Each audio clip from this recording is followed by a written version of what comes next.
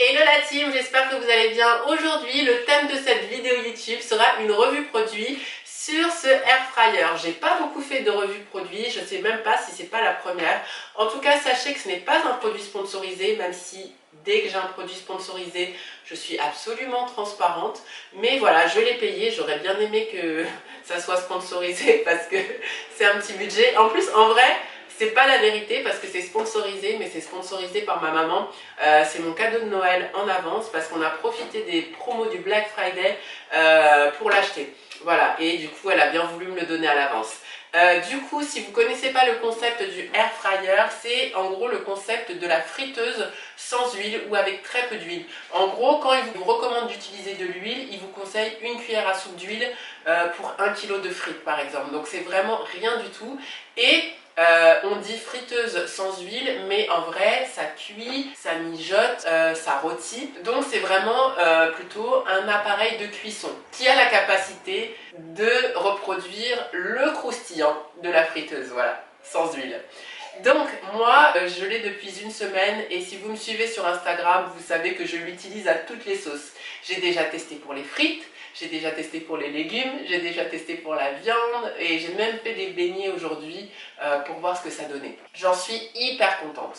C'est hyper pratique à nettoyer, là c'est vraiment basique. Les cuissons sont maîtrisées à la perfection, même pour la viande j'étais impressionnée. Sincèrement j'aurais fait ma viande à la poêle ou au four, elle n'aurait pas été aussi tendre, aussi saisie à l'extérieur, vraiment c'est impressionnant. Et le goût est top. On a un sacré gain de temps. J'ai testé pour les légumes rôtis ce que je fais au four habituellement. En général, ça me prend 30 à 40 minutes. Là, c'était bon en 10 minutes. Sachant que les cuissons sont tellement bien maîtrisées qu'on n'a pas le petit côté noirci du légume qui était trop près de la résistance du four et qui a cramé. Ce petit noir là, c'est cancérigène. Donc voilà, c'est quand même à éviter. Au niveau des frites, là, c'est la question qui revient systématiquement. Est-ce que les frites sont croustillantes?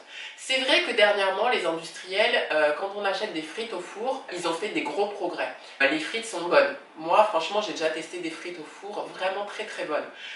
Mais quand on les fait au four, croyez-moi que le croustillant, il n'a rien à voir avec le croustillant du air fryer. Le croustillant du air fryer, c'est le croustillant de la friteuse. C'est pas le croustillant du four. C'est vraiment, il y a une différence incroyable. Et il y a le croustillant à l'extérieur et il y a le moelleux à l'intérieur. Vraiment, ça n'assèche pas. Aussi bien pour les légumes que pour la viande, ça n'assèche pas, contrairement au four qui a tendance à assécher. Donc ça, c'est vraiment top. Seul inconvénient selon moi, c'est quand même que c'est balèze. Voilà, c'est quand même balèze et il faut avoir de la place sur le plan de travail. Parce que moi j'ai déjà la cafetière à filtre, la cafetière à expresso, je laisse en général mon robot de cuisine multifonction aussi sur le plan de travail, ça fait quand même assez encombré, donc il faut quand même avoir un grand plan de travail. Alors certes, moi j'ai pris le XXL, mais le XL est plus petit, mais bon quand même, c'est assez imposant. Même si l'objet est beau, c'est vrai qu'on peut le laisser dehors, voilà, ça ne va pas pourrir votre déco, c'est joli. Vous vous demandez peut-être lequel choisir entre le XL et le XXL. Alors moi j'ai posé la question autour de moi parce qu'il y a quand même une différence de prix. Et je me posais la question, est-ce que la différence de taille vaut vraiment cette différence de prix? Voilà, est-ce qu'il y a vraiment une plus-value à prendre le XXL? Et des personnes qui avaient le XL m'ont dit, écoute, le souci avec le XXL c'est que quand on est plus de 2, et qu'on veut faire par exemple viande et frites en même temps ou quand même une grosse quantité de frites, eh bien on se retrouve un petit peu avec des problèmes d'uniformisation de la cuisson. Donc voilà, c'est vrai que là la capacité du panier, elle est quand même très importante et du coup tout est cuit directement de manière uniforme. Pour les frites, ils recommandent un peu de secouer à mi-cuisson, mais vraiment j'ai jamais eu de souci où j'ai un morceau de frite qui est mal cuit et l'autre hyper cuit. Donc c'est ça la différence avec le XXL et le XL, c'est la capacité du panier et le fait que vous allez vous retrouver avec des cuissons, voilà, si vous blindez le XXL, c'est contre-productif en fait. Voilà, en fait, voilà, cette phrase elle résume tout et vous aurez tout compris. Là, nous, on est des bons mangeurs avec Romain et bon, on va compter la petite en demi-portion, voilà, donc on est 2,5 et le XXL c'est bien, sachant que si on reçoit des amis, voilà, le XL ça aurait été trop petit, bon.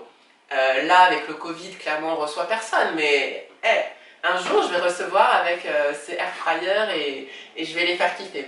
Donc voilà, moi ce que je vous en dis, c'est que c'est un budget. Mais vous allez le rentabiliser parce que vous allez l'utiliser non-stop. Vraiment, c'est hyper pratique. Vous allez pouvoir anticiper des plats en grosse quantité. Si comme moi, vous êtes voilà, à fond fitness, musculation, que vous faites attention à votre ligne, clairement, c'est un mode de cuisson sans matière grasse, saine, qui vous permet de cuisiner des grosses quantités en avance. On sait que cuisiner sain, on va pas se mentir, ça prend du temps.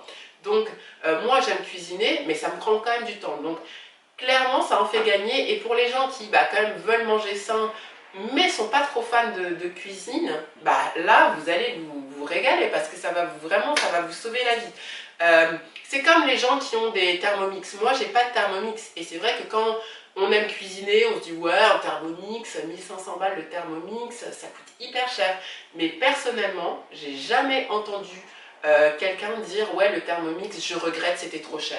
Tous les gens pour le Thermomix, ils disent ouais, ça coûte cher, mais franchement, si c'était à refaire, je le rachèterais. Je m'en sers tout le temps, toute la famille s'en sert, on se régale. Et bien là, c'est pareil. Et je suis sûre que dans votre entourage, vous connaissez quelqu'un qui a un Thermomix et qui vous tient ce discours. Ça coûte environ entre 250 et 300 euros. Donc effectivement, étant donné que ça a été marketé comme la friteuse sans huile, si vous vous dites je lâche 300 balles pour acheter une friteuse, effectivement c'est beaucoup trop cher. Mais en vrai, c'est pas une friteuse, c'est vraiment un appareil multi-cuisson. Voilà, vraiment. Ça fait tout. Ça peut même faire des gâteaux. Moi, clairement, j'ai pas d'attrait pour la pâtisserie, mais vous pouvez faire cuire vos gâteaux à l'intérieur et parfaitement maîtriser vos cuissons. Donc vraiment, voilà, faut plus le voir comme ça. Et je pense que quand on se rend compte qu'on l'utilise finalement au quotidien, eh bien 300 euros rapporté à une année, 2 ans, 3 ans, 4 ans, finalement, voilà, c'est pas énorme. Même si c'est un budget. Voilà, j'espère que cette vidéo vous a plu. Encore une fois, c'est un très très beau produit. Si vous hésitez, je vous le recommande absolument. Vous ne regretterez pas votre achat. En tout cas, moi, je regrette absolument pas. Je kiffe. Et voilà, je me vois encore faire plein de belles choses et plein de bonnes choses avec ce air fryer. Si vous avez des questions auxquelles j'ai pas répondu, n'hésitez pas à les poser en bas. Je vous répondrai avec grand plaisir. À très bientôt. Bye bye.